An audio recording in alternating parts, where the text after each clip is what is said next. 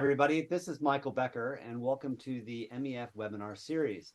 And I'm really excited about today's conversation. We're going to be talking about digital identity and the onboarding process with Lleida.net. And with me today, we have some internationally, globally recognized experts in the field of digital identity, verified credentials, global industry regulatory standards, and so much more. And we're going to just dig right into this topic right now. With me today is Elena Trosen, Andres Delmau, sorry, and Patricia, and Ayu Dej. Sorry, Patricia, can you help me out? Patricia, can you help me out? How do I pronounce your last name again? Ayodeji. Ayodeji. Sorry, Yeah. I'll be the first one to admit I struggle sometimes with international pronunciations. Today's going to be a lot of fun, and let's just dig right in. I'm going to share my screen, and we'll give you a bit of a run of show of what our plan is for today, and we'll walk and jump right into it. So today we're going to give you some brief introductions, set the stage, challenges and opportunities of what's happening in the marketplace. We'll discuss about what's happening in the market, and then give you some ideas of what's next. Before we get into that, I would like to have everybody briefly introduce themselves. I'll start with myself. Again, my name is Michael Becker. I'm the Personal Data and Identity Working Group Chair for the mobile ecosystem, amongst other industry things I have going on in the industry. Please reach out to me via my LinkedIn profile if you'd like to learn more about my activities. At the MEF PD and I Working Group, we're looking at that intersection of organizational identity, personal identity, and data, and how that's really morphing and transitioning the consumer and organizational experience along every stage of the customer journey. Anybody out there that are MEF members or not, please reach out and contact me, and please get involved with our activities. Let's start with Elena. Can you give us a brief introduction of who you are and what are you doing in this world? Yeah, well, hello everyone. I am Marina Trocin. I am a strategic account manager in Lleida.net. I am within the sales department. I am focused on Spain's territory and customers. And I am so thrilled to be with you all this afternoon and talking about the onboarding processes and digitizing practices also. Okay, and Andres, please. Hi there. Hi, everybody. So I'm Andres Dalmau. I'm based from the Madrid office for Lleida.net, working and in charge of the European operations. So how we expand across Europe and how we just get the footprint of Lleida.net. Okay, and Patricia. And I'm Patricia Ayodeji. I work in the compliance department in Lleida.net. I'm British, but I've lived in Spain for the last 23 years now. And I'm dual qualified, a member of the Law Society in England and Wales, and also a member of the Bar Association in Barcelona. I live in Barcelona, and I've been dealing with data protection, IP compliance issues for many, many years. Well, fantastic. And so that means I'm hopefully going to get to see you in person soon, because we've got the Mobile Ecosystem Forum activities at Mobile World Congress in the end of February. So then yeah, yes. so I will be in town with the MEF contingent in our membership at the Castle and at the FIRA, and doing really fun things there. So look forward to seeing you in person soon. So let's jump right into our conversation. And what we want to talk about today is really, what is this onboarding? What does it mean to do digital onboarding? What is this digital identity topics all about? Where do regulations come into play? What's that sweet spot for you as a business to be able to leverage all of this noise that we see out there in the market? With that in mind, though, I want to hand it off to Andres. If you can kind of help us get a sense of, like, help us set the stage. What's the landscape? What's going on? What challenges or problems are being faced? And really, what opportunity do we have ahead of us? Sure. So thank you, Michael. So the first thing that we need to understand is that over the latest, let's say 5 years, we have seen an explosion on digital from the point of view of customers, citizens, companies, just moving forward, just to act and start just playing on the digital world. So that means digital is no longer something that it is futuristic. So COVID has been a catalyzer, just to push absolutely everybody, just to interact and start just going through digital journeys.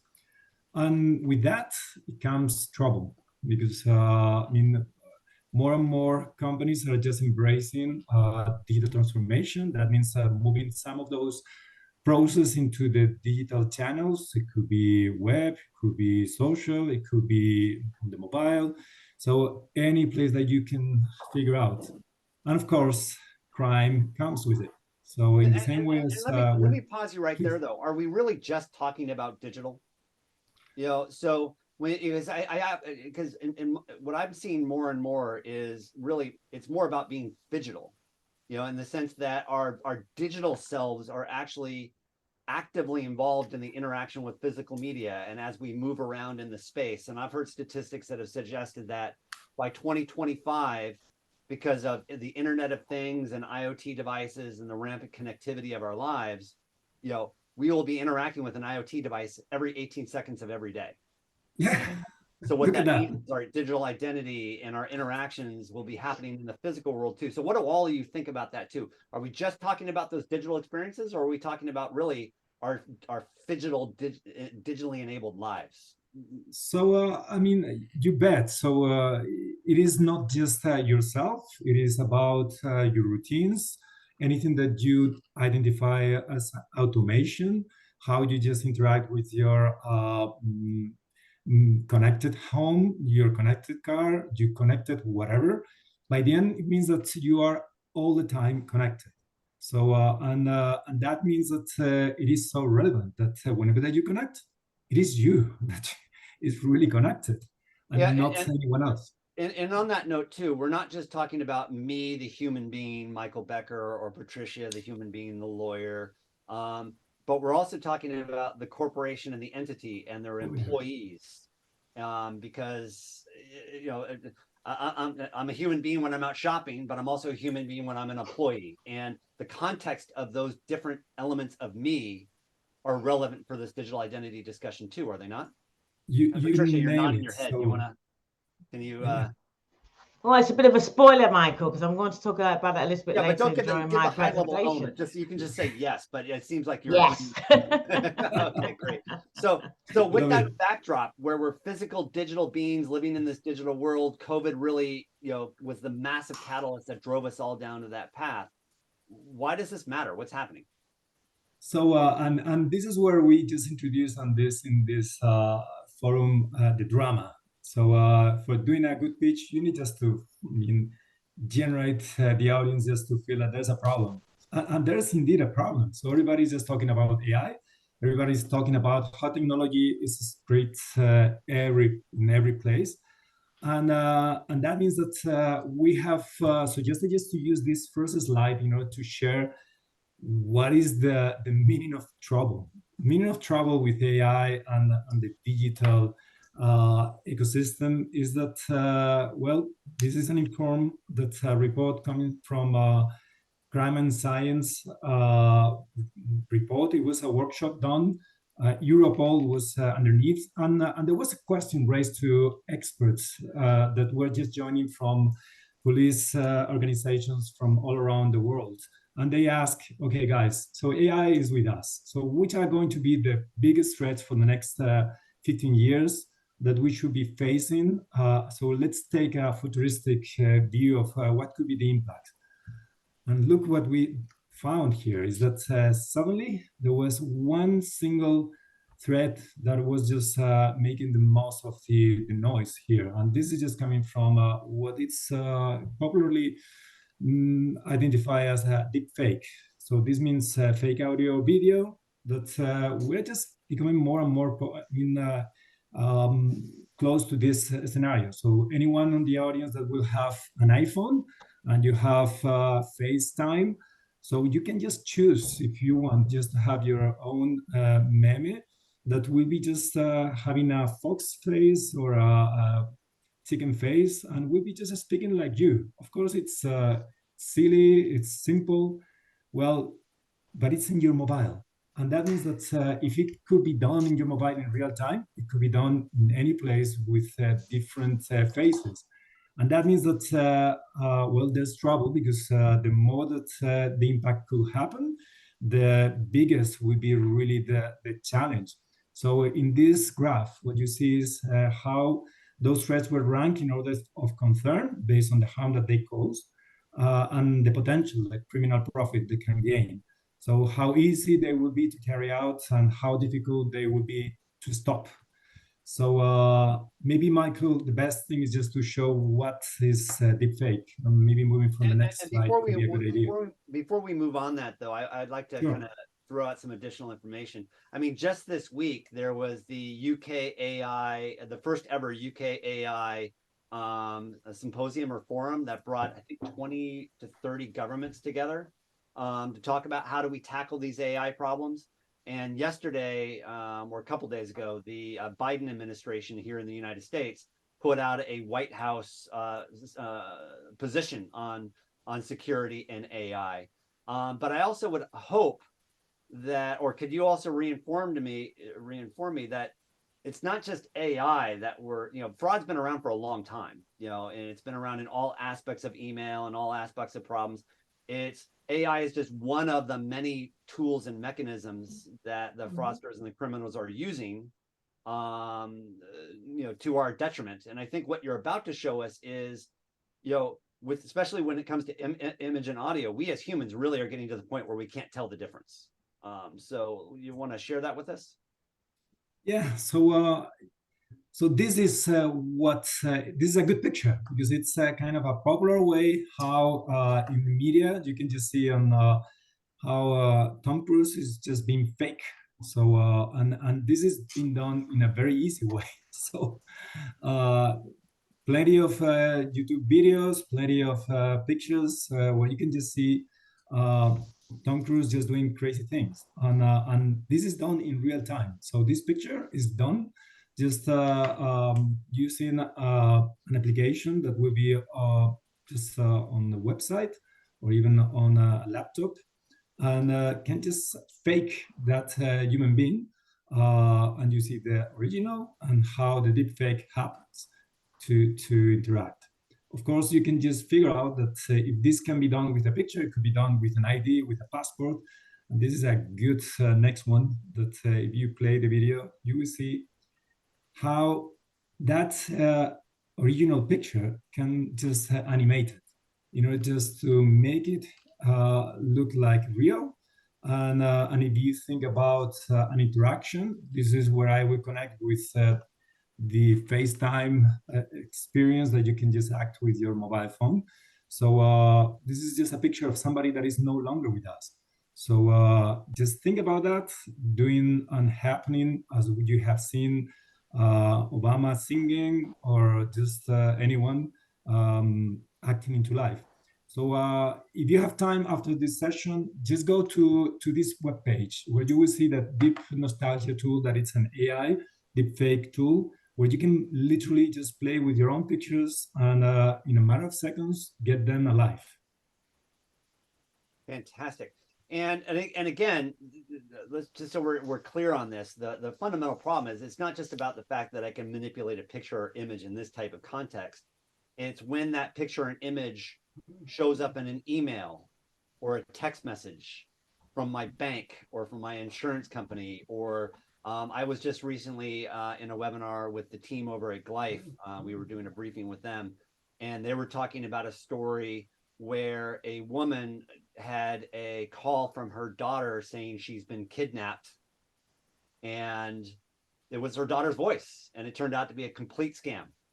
And very, not just emotionally disturbing, it could have been financially disturbing as she wired them the money that they were asking for. And so it's not just the fact that we can do these types of manipulations, but that these manipulations can be put into a context that can really impact our ability to respond. And then one of the challenges I think we're having too is the human brain is made and evolved to fill in holes and patterns. So even if it's not perfect, our brains will skip over it and see it as perfect and move forward, especially in times of stress. And the fraudsters know that. So I think this is a lot of the backdrop that I think is important for us to understand. No. Yep.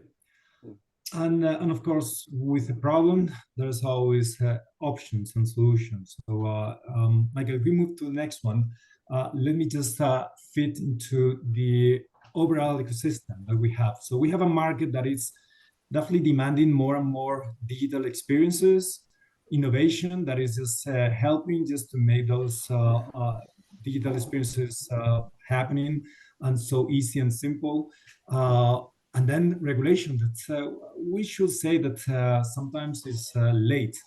Now, there's always this sweet spot because the innovation is going to be fast and the market is going to digest whatever the innovation and the technology will be just giving. And we will find that in those scenarios, well, the framework that keeps this journey, this digital journey safe and viable, it is not an easy spot. So the reality is that if you need just to invest on just keeping the pace of innovation while you are just winning your market, you have a lot of chances that you will be late. So this is where we have found that the only way just to be updated and always with the latest status of what is the regulation and the latest on innovation is just looking for an outsourcing approach that will be always live, but always real-time updated. You need just to think that this phrase of innovation is full of pioneers, but there are also pirates. So we will need just to manage both and accept that it is a balance. And you need just to make sure that you are always updated on this scenario. Yeah, and so what I'm hearing from you is, a lot of companies are focused on things like digital transformation, but just building the technology is not enough. Just understanding the market demand is not enough. You also need to be understanding these rules and marry those together. And that's a key takeaway I just heard from you. And another key takeaway I just heard is, like kids, don't try this alone at home, right? It has gotten so complicated that you need partners. Well, and that those partners either you could be outsourcing that into a cloud environment or outsourcing that into a on-premise hosted environment. However you choose to implement the innovation is one thing, but partners like you can help people navigate these really complicated discussions. Is that kind of a good summary of what I'm hearing you say? That it's a perfect summary. I would say that you have some specific moments of truth where you need just to certify, identify, get a registered moment of truth where a digital witness will be needed. So you have your best partner on somebody that it's really making his life an innovation just to make sure that both are connected with their relation. Oh, and I think that's critical what you just said too. So the two key takeaways that I just said are kind of like our foundation. And then on that foundation are the experiences to which you as a business or you as an individual want to enable into the market. And because of the deep fakes, because of the deep fake videos, because of the deep fake communications, the emails, the SMSs, the phishing attacks, all of that we're now being bombarded with, what I just heard you say is having the ability to verify with, we call it cryptographic certainty, who you are and who's sending you a message is like absolutely paramount going forward. Because that's what we'll need for what I think you just said, keeping the journey safe and viable. Yeah. So you need a partner and a digital witness, just to have a kind of an e-notary partner able just to be your best friend in those moments of truth. Yeah, and now Alina will give us some examples of that in just a minute, but can you define that before we move on? Like, I love the term digital witness or e-notary. What is that? So we will go through that, but digital witness means that let's think that you are going to do your most important transaction of your life, usually just to buy a house. So you go to a notary, just to certify that what you're spending, whatever that you are doing, is going to stay there, and it's going to be fully complying with regulations, so nobody can claim that it is no longer yours. So it's fantastic. We accept that as a role that will be trustful. So the same happens on the digital world. So you need just to have an e-notary, a digital witness for those specific moments, like signing a contract, like notifying terms and conditions, like accepting that GDPR is passed, or just advising your customers that New Year is coming and the commercial terms are just changing. I mean, regulation in a number of industries make you just be in trouble if you are not able just to prove that that happened. The digital witness is somebody that it's a third party, eventually a trust service provider, able just to verify and also just prove and save that specific moment of truth. Got it. So in that context, it could be, again, just to summarize, for me as an individual and for you as a company, if I'm signing a contract with you, that witness will help ratify that I'm who I am and you're who you are. Likewise, as a consumer, if I get updates to a privacy policy, I can be, cryptographically certain that that new privacy policy is coming from you and not somebody else. So there's some authentic content element to this story as well, is what I'm hearing you say. Perfect. Well done. Awesome. Yeah. So with that backdrop in mind, Alina's going to get into the innovation, but Patricia, you're going to talk to us a little bit about this big bucket of regulation here, which I think we should be learning more about. Can you share that with us? Yeah, I'm going to continue with the conversation we've just been having now. Since the pandemic, we've seen a major increase in crime online. Okay. From a practical point of view, from the compliance department, I can say that since the pandemic, we have more requests from authorities like the police, and we have more requests from the courts themselves to provide the digital witness evidence that Andres was talking about. Okay, and when we talk about digital witness evidence, we are talking about evidence which has a presumption of legal validity. Okay, when we talk about the regulations on digital identification, the regulation itself says that information which is sent digitally won't be rejected on the basis that it's digital, but there are different levels of the acceptance of that evidence. Evidence which is sent as a qualified service, which meets certain legal and technical specifications, which are the services we've been talking about, are presumed to have legal validity. They are presumed to be integral.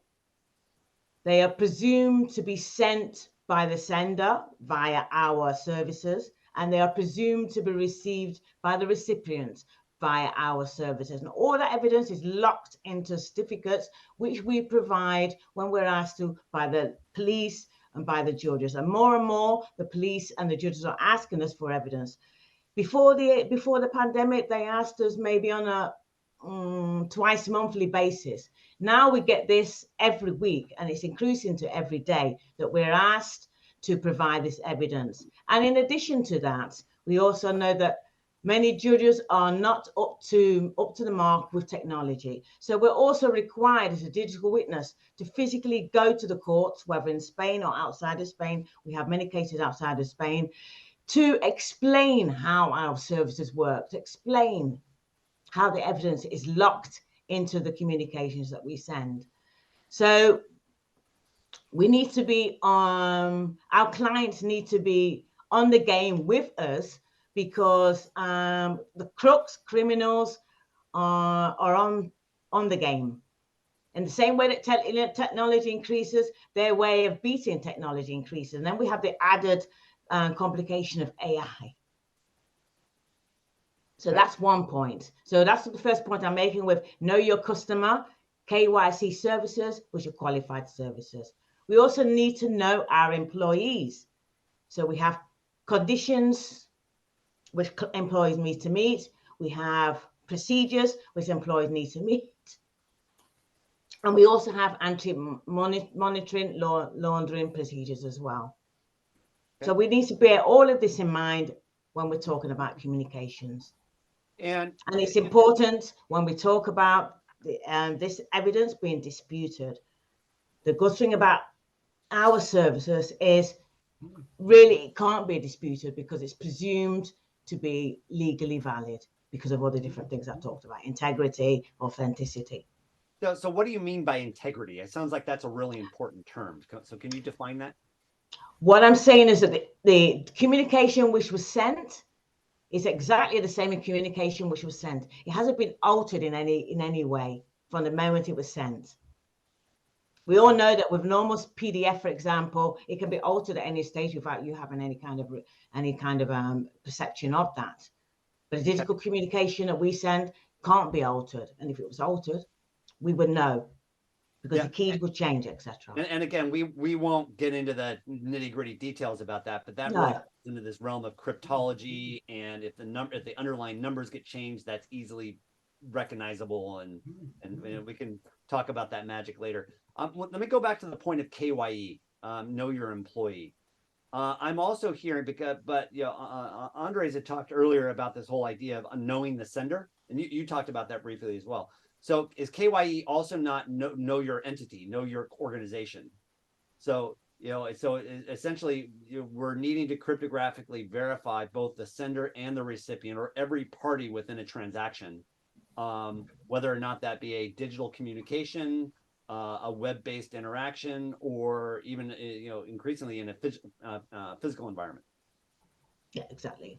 Okay, fantastic. And then authenticity means that what? It's I can be guaranteed that it's that it's real. It hasn't been tampered with. It's real. It's 100% as it was when it was sent by the enterprise. So is authenticity the same thing as integral, or is slightly different? It's slightly different. Integrity, we're talking about, it's what you said earlier. And authenticity, we're talking about the information being real, the information being exact, the information being truthful, the information, the SMS that we receive is the SMS that was sent, what you were saying before at the beginning of the presentation. And the integrity that hasn't been tampered with. So it's real. And so with all these new laws and all these new regulations, it can look really simple if there's just like these, the way that slide reads, there's 2 problems and three regulations, but there's a lot more than that, correct? There's a lot of regulations, But today we don't have time in such a short seminar to talk about all the regulations. But the main one we need, the main one we want to talk about is the one which is here, the regulation, 910/2004 on electronic identification. It's a regulation which is in the process of being changed to increase the security within that regulation and to increase the type of services which can enjoy the legal validity and the presumption which I talked about before. So it's going to increase include, for example, electronic ledgers, etc. And the main thing we want to do is to have interoperability between the member states, which we don't have at the moment with electronic identification. It's been said that about 60% of European citizens can use their electronic identification in Europe, and we're trying to increase that so it's nearer to 100%, basically. And does that mean today 60% of European citizens can use their electronic identity? But today around 60% can. Okay. And because we don't have uniformity in the European state, which is what we're trying to do now. In the European Union, have uniformity. Right. And so my understanding of the EIDS regulation is it's not just saying you have to make this, but it's also dictating how. It's looking at things like the WC3's verified credentials, and that every member state sometime in 2024 must have the infrastructure and ability to issue a verified credential to their citizen if they want it. Citizens, yeah, the digital ID wallet. Correct, and so that's called a digital wallet, mobile wallet, and then that credential in that wallet. When you talk about this term interoperability, it means that if I go from Spain to the UK, I should be able to present that digital credential in the UK as a Spanish citizen, and have it be accepted, and for me to be able to assert my identity. When I talk about interoperability, what I really mean is that we can use that wallet in different platforms. Okay. Yeah, we can use it in our mobile, different devices. And when we talk about using that ID in the UK or France from Spain, we're talking about cross-border. We're talking about the cross-border issue. No, that we can use it wherever we are in Europe as a European citizen or as a resident in Europe, that we can use that ID to open our bank accounts, to prove our age, to issue our driving license, and that we don't have to keep repeating that information. So to make it a seamless process. So the terminology I've heard with that in mind is, so I'm issued my physical government ID.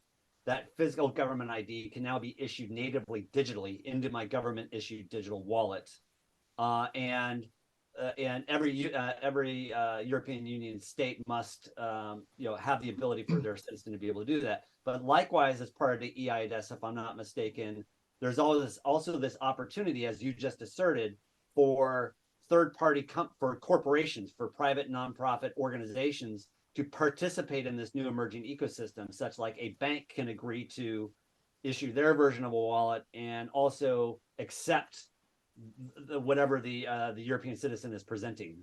And so it's really like this private public merger of this new ability to associate what many in the industry called reusable IDs.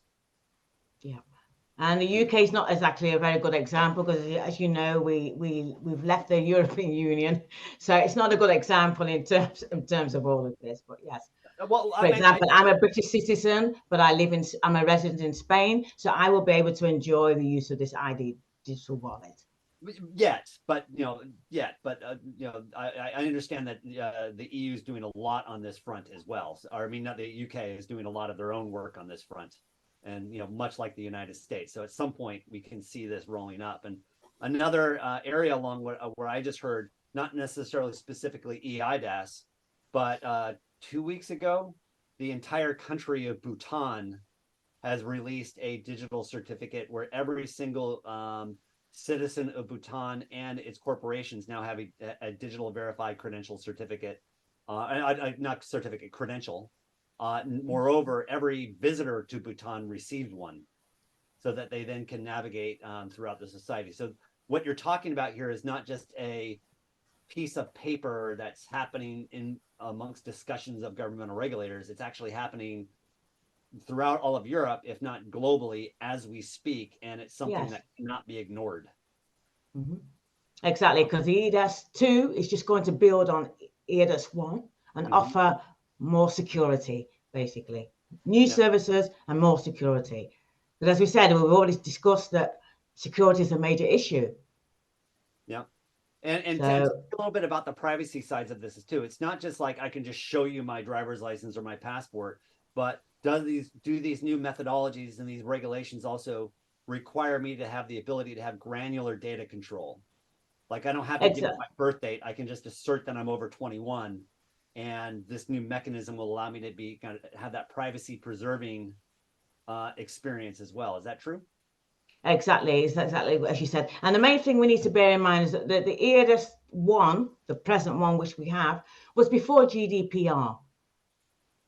Okay. So the new one is bringing in the requirements of GDPR and adding more. It's adding control. Who we give our data to, tracking where our data is, and tracking who has what type of data. Interesting.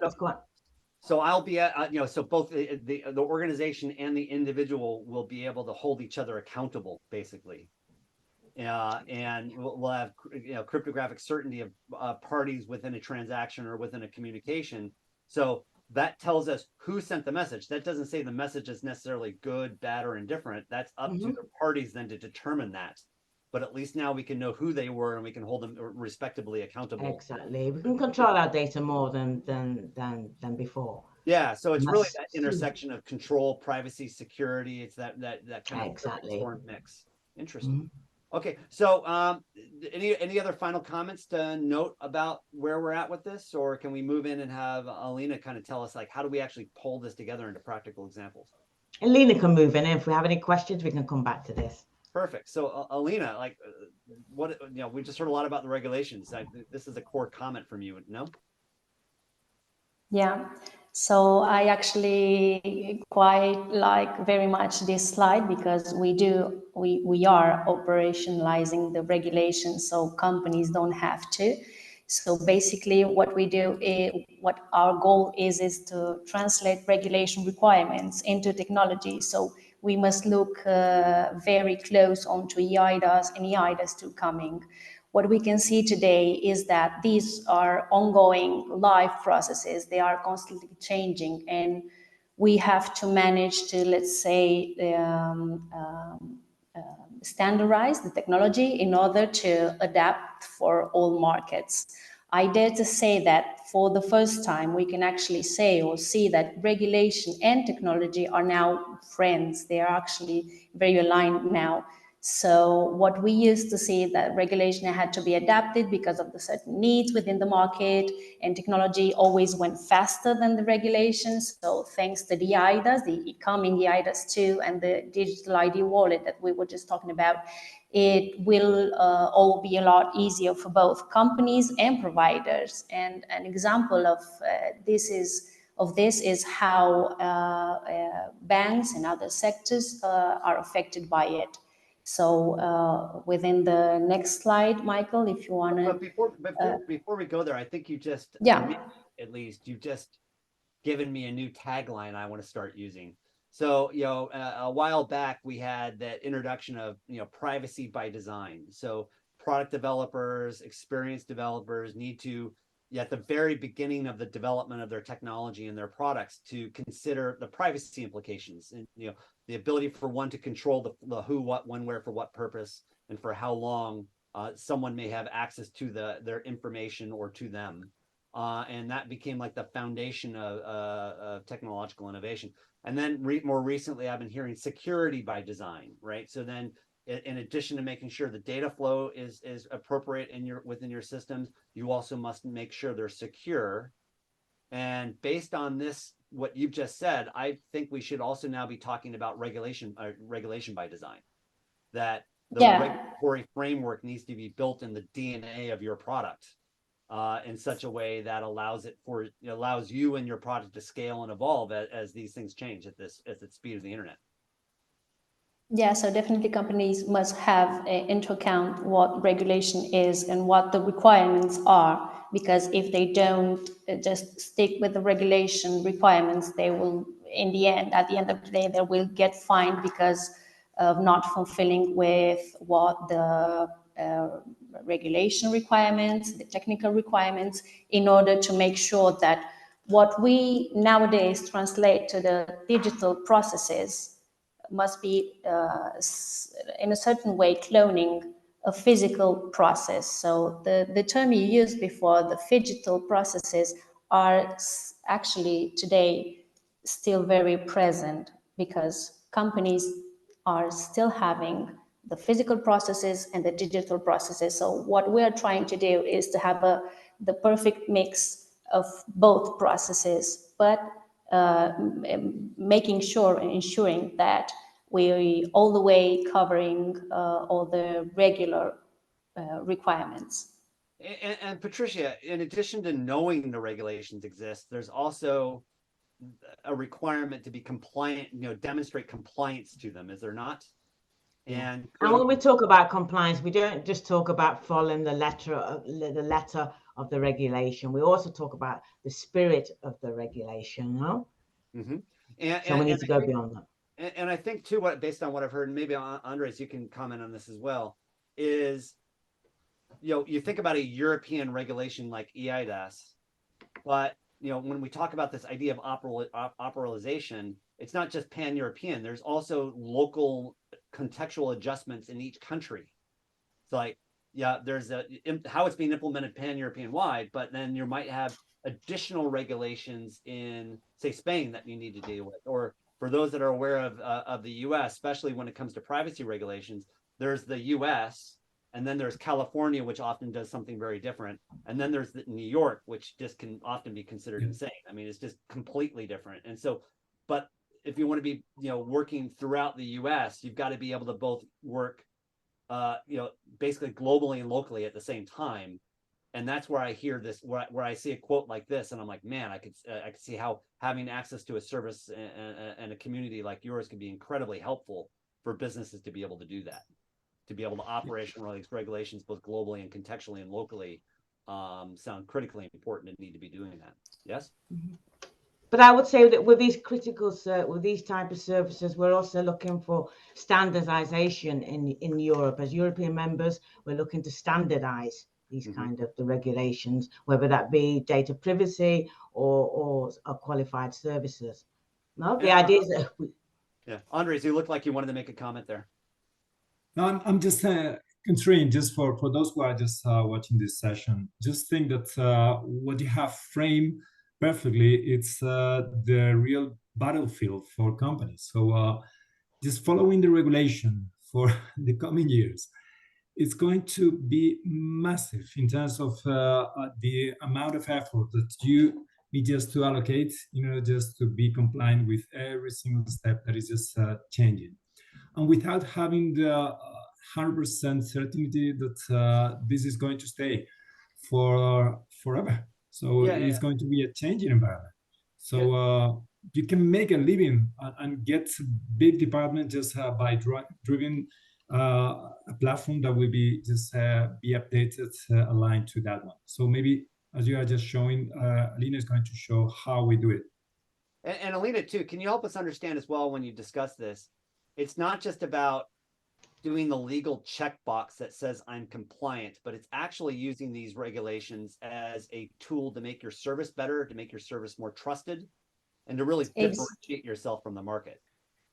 Yeah, exactly. So we were talking about like European regulation, we were talking about the EIDAS 2, and the local regulations. Just landed here in Spain, we have the AML regulation, anti-money laundering regulation, that it actually affects all the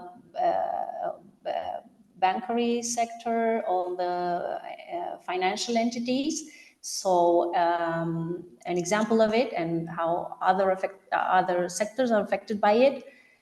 For example, we can comment on Weezing Bank. This is a bank entity, one of the top 5 credit issuers here in Spain, which is actually an evolution of Barclays business here in Spain. So Weezing Bank was born straight into digital, so its customers are used to the online interaction.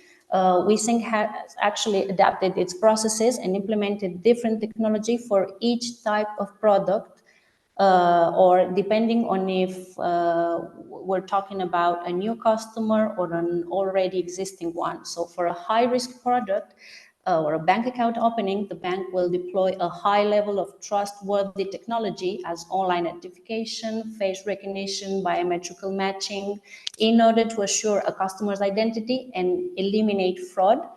And for already existing clients, they have intermediate options like validating an identity card or 2-factor authentication. So in this case, Weezing Bank has managed a very good balance between operational risk, legal security, and conversion rate in order to get their customers. So and I don't know this specific case study myself, but to put it in more concrete terms as well for, say, executives that may be hearing this, what I've heard is implementing solutions like you're talking, especially for that onboarding, getting to know who you are, bringing you on as a customer, and adhering to the know your KYC, AML type regulations, that, the onboarding piece alone, bringing you on as a new customer, can actually be reduced from, or an employee can be reduced from days to minutes. So it's absolutely, and do so more securely with less. There's still a lot of checks and balances, but it's apparently less friction. So you're saving time, you're saving money, and it's more secure. It seems like I'm getting my cake and eating it too. I'm getting it all. Exactly. What we used to do in a physical way, going to the office of the bank, right now we are able to do it from our own device in a couple of minutes. Yeah. And again, part of this too would include things like liveness testing as well. So like I actually know you're a real human being and it's not a picture, and those kinds of things as well. Yes. Exactly, because thanks to the technology, so I mean, technology will help us all companies, providers, but would also help fraudsters to make their intents of fraud better. So, I mean, going from this digital bank, on the opposite side, we would meet Caja de Ingenieros, Bank of Engineers, which is an entity, a bank focused here on Catalonia, Spain. It's an entity with a very traditional type of customers and traditional operating. So it was used like a physical treat, an in-person action, and trying to advise the customers for the best. So by using digital onboarding, online identification, and electronic signature, the Bank of Engineers has managed to reach to another type of clients other than the traditional one. So the challenge in this case was to adjust to the current situation and focus on the digital user too. So it's another use case of the technology. I mean, we stick to this traditional case. I do have my business going on with a traditional typical customer, but if you want to reach out to and enlarge your site on the market, you must bring on this digital onboarding and biometric processes. And and you want to talk a little bit about your insurance and utility case studies? Yes, but first of all, I want to say that between this type of these two entities, I mean, we were talking about the full digital one, we were talking about the traditional one. In between, we can meet another use case, still a bank, an ethical bank with headquarters in Netherlands. We're talking about Triodos Bank that nowadays it operates both in offices and digital channel. So they use online contracting and digital identification of individuals from any type of device, right? So the next step in this line is providing an online identification for entities. So we were talking previously about know your customer, know your employee, and we definitely must talk about know your business, right? Know your company, because we are able to nowadays to identify entities and validate that the entities administrators through the digital certificate. So this is a new service we've launched, and it will definitely speed up the actual process where companies and administrators are identified as such, because all the comparison of the data provided will be automated and verified at its source. So we're talking about all reliable information, because we are going to use a digital certificate, which will probably in the future be incorporated in the European digital wallet we were talking about at the beginning. So we've mentioned these three banks because this sector is actually one of the most affected by the eIDAS and AML regulation. However, being able to digitize all the contracting processes also applies to insurance companies, to utilities, to telecom operators, or within the real estate domain. So talking about the insurance company, Zurich Insurance, also a customer of ours, also adapts online contracting to their different users and decided to offer like a lighter flow for life policies when contracting life policies. So they went from video identification, biometrical comparison, to validating the authenticity of identity cards of their customers. So we do have like entities that decide regarding the user experience and trying to enlighten the flow of contracting any type of products. And if they at the beginning are trying to use like this top technology to make sure or to ensure the identity of their customers, then they see that the regulation actually doesn't apply to them, and then they enlighten the flow and trying to just take down a level. So they're trying to do the experience of the contracting process a little bit lighter. So they do improve also this user experience we're talking from. Mm-hmm. And utilities? And utilities, well, utilities, most of them I think the main use case or case study would be the secure communication, the registered communication. We're talking about online channels to reach out to the end user and then be able to provide the legal proof of what was told or sent to the customer, when was sent, from who was the sender of that communication, and to whom was sent. So we basically provide all that evidence during a process to make sure what Patricia said previously, to ensure the integrity of that communication, the authentication of the sender and the recipient also. Mm-hmm. And by the way, So, I do want to go back to one thing you talked about earlier, which I think is yeah. really important. So much of the industry has been focused on knowing me, knowing the individual, know your consumer, know your customer. But what you brought up is know your organization, know your business. And I think that's really important. And last May at the first annual MEF ID and Auth event, we separated the event into morning about organizational identity and the afternoon about personal identity. And this organizational identity thing is something that's coming up quickly and should not be missed. And you said something I think is really important. It's not just can I know the company, but it's also can I know who the company's delegated agents are, whether or not they're humans, chatbots, and AI.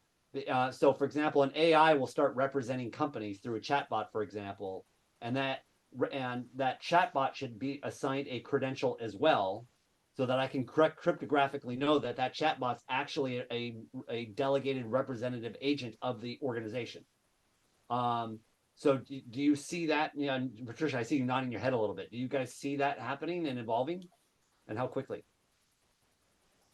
I mean, I think this is already here. This is something that we have already met, because trying to identify who's the administrator of a company, it's at the end of the corner, actually. So we do actually work and have worked on the technology that is able to identify not only individual but also companies. I mean, who is the administrator of this company? And you will have to provide, as an administrator, you will have to provide like certain information that proves that you are in charge of that company, that you are able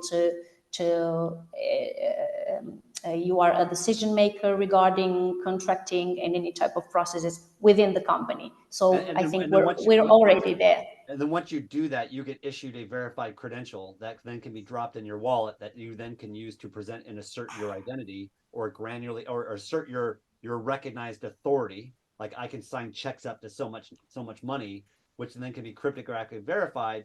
So that also reduces the time, cost, and effort for those types of transactions too. Absolutely. Right. They're all related. So this is where the digital ID wallet comes in too. All right. So we have a few more minutes left. And so for those that are out there and are enjoying this conversation, and if you're like me, you're understanding half of it, 60% of it. I mean, there's a lot we've talked about today. So feel free to reach out to our experts here on the panel. But I do have a few questions that I'd like to further on with you. Starting with Patricia. I mean, so are you complying with all European standards regulations, or most of them? Like how does one approach you and approach this idea of all these regulations and what's going on? Where do they get started? Well, we have as I said, we have a compliance team. We have a legal team, which is formed by five lawyers. And yes, of course, we are compliant with all EU regulations. Okay. Each one of us, in terms of also we're also general lawyers, but we also have specializations in different areas. So we may focus on one particular law, set of laws, and others on other sets of laws. So of course we're compliant. And when we talk about ADAS, you can look on the European Commission's dashboard. You will see the services that we offer. You're able to see that we've obviously met legal and technical requirements in order to be on that dashboard as a company represented from Spain. So of course we're compliant. And I would also go stress that we are compliant not only with the letter of the law but the spirit of the law. So we have the flexibility as well. We're always working that step ahead. As Alina's just said, we have the validation services for the digital certificates. So we're already, you asked, where are we with this in terms of technology now? We're already there, Michael, and we anticipate as well. And we participate in some of these regulations as well. At the moment, we are working on a project with some other European companies in Europe on blockchain. We're there and we're ahead of the game. Yeah, so, and yes, so to that end, company and you're not there, Andres, your recommendation would be contact you guys because they'll need help. Well, indeed. So, and again, it is not just that it's a platform approach. So that means that it's a software as a service model that it's always updated. So this is not like a release one covers you ADAS 1. No, my friend. I mean, ADAS 2 is coming, and if you're connected with Lleida.net, that means that it will be always up to date. And that's part of that regulation by design. As part of that security by design, privacy by design. You're kind of giving everyone the trifecta when they're integrating your technology into their, say, secure communications or onboarding flows. Those are kind of my takeaways. It removes the headache of them of clients having to think about what's compliant and what's not compliant. You know, it removes all the headache. Yeah, we'll make it easy for them. And Alina, we only have a couple, maybe 1 or 2 more minutes. Just going back to the product part of the discussion. We talked a lot about fraud.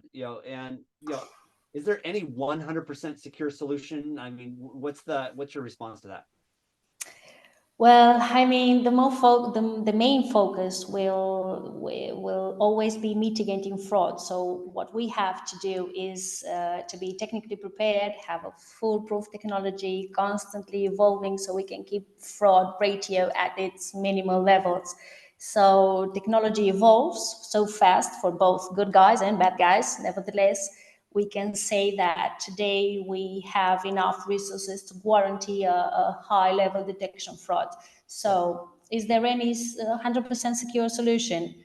I mean, 100% no, but maybe 99% yes, because we are working on it. And on that note too, it's also, by implementing technologies or the capabilities, whether, you can, if you don't want to partner with Lleida, you go to EIDAS and figure it out yourself. But the point being is, by implementing these steps, you make yourself less attractive to the fraudsters. I mean, the fraudsters are going to go where it's easy, not where it's hard. And so if you've implemented these things, you've reduced your threat vector, or footprint.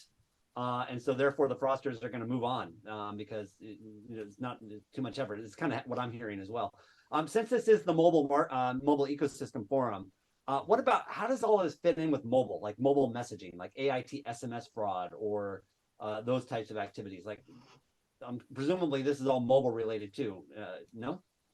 Yeah, well, most of the times AIT bots take advantage of a web registration process in which an SMS is generated. So what we do in these cases is avoid this registration process and access it with a digital certificate. So we were talking about the EIDAS, we were talking about the digital ID wallet. So with a digital certificate, we can ensure that the user's identity with the technology we call cert validator. So it means that we are validating the new customers with their digital certificate, not using these forms or SMS for signing up and for any type of contracting processes. And I think that's really important, going back to what Patricia said before. And again, I think we need to be careful with the word certificate versus credential. We're really talking about a credential, because certificate in techno land means something a little different. But as Patricia said, once we have that credential issued to us, I can then be reusing that credential in the context of like what you just said in the SMS experience. And then I think one other thing that's important as we're wrapping up, when a company like a bank or an insurance company or utility issues that credential, one of the really most important things too is they can also revoke it. So if I'm no longer the bank customer, if I'm no longer an employee of that company, that, I can be walking around with my fake physical employee badge and try to use it. But if I'm walking around with my digital credential issued by you, through your technology via the bank can instantly revoke that and it's turned off. So that's another one of the big pieces that I think comes into this conversation. Yes, and Patricia. Yeah. Oh, okay, but you go if you want. Yeah. So is that kind of ability to revoke really important? Yeah, absolutely. We're talking about agility. We're talking about trying to limitate the use of a certificate which is deployed in the name of the company. So what we would like to call this is like this sovereign digital identity, and that's what we're heading. So this type of technology, it was what allows us to deploy to our customers to be absolutely secure and valid and agile from every point of view. And again, I'll leave with this one last insight in my mind. As I hear this too, what I'm left with is this is eventually going to create a new business metric, especially in the realm of marketing, because you're not going to start saying I have so many emails in my database. What you're going to start reporting is how many verified connections do I have, and the legitimacy of your company is going to be based on the number of verified connections you have, because they are verifiable. And they're there based on someone's consent and permission. Like you can scoop up any email address you want, but you can't get somebody's verified credential unless they asserted volitional control. So I think that's another important insight for us to gather from this conversation. So you've left us with several resources, not just your website and you all as a team member, but if people want to go either in Spanish or English to learn about these regulations, they can. And any final parting remarks you'd like to have for us before we shut it down? So I would say that just final comment would be regulation is there just because there's a big threat in the market with a lot of effort driven by technology, not used in the right way. So make sure that whenever that you move forward and you're just embracing the digital transformation and just pushing for digital journeys, that you have all the resources that will be required in order just to keep what is the pace of getting the latest and greatest on regulation and compliance. And we are there in support. So regulations there, markets there, innovation there is there, and the time is now. Yep, Exactly. sweet spot. Fantastic. Well, Ed, thank you very much. I thoroughly enjoyed that. And I'll look forward to seeing you all, hopefully at the MEF's event in Barcelona, and definitely at our PDI event in May back in London, and hopefully at another webinar coming up soon too. Excellent. Brilliant. Thank you, Michael, everybody. All right, Thank you, everybody. Michael. Thank you very much.